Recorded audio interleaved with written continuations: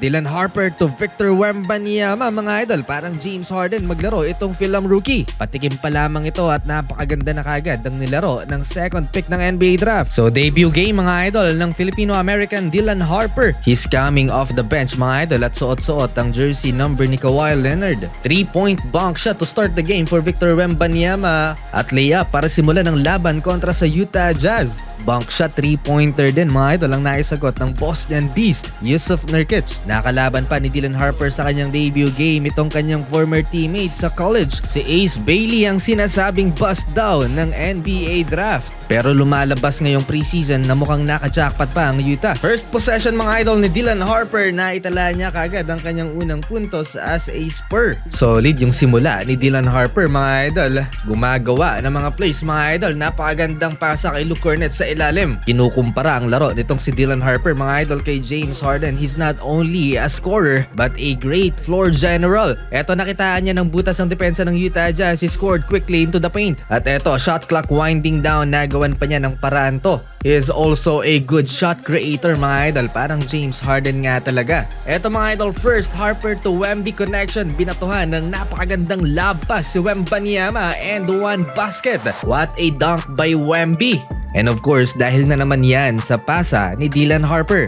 Hindi matakaw sa bola si Dylan at siguradong maganda ang magiging tandem nila ni Victor Wembanyama once na magsimula na ang season. Kevin Love scored a 3-ball bago matapos ang first quarter, 34-30 lamang ng apat ang Spurs. 6 points with 2 assists at nagwa-warm up pa lamang si Dylan Harper. Inupo muna siya sa second quarter at etong kanyang ex-teammate naman na nagpakitang gila, si Ace Bailey. 7 straight points, mga idol, kaya nakalamang ang Utah Jazz. Isa sa pinag-uusapan as steal of the draft itong si Ace Bailey, mga idol. Siya na naman ulit from mid-range 2-pointer Victor Wembanyama to beat the shot clock.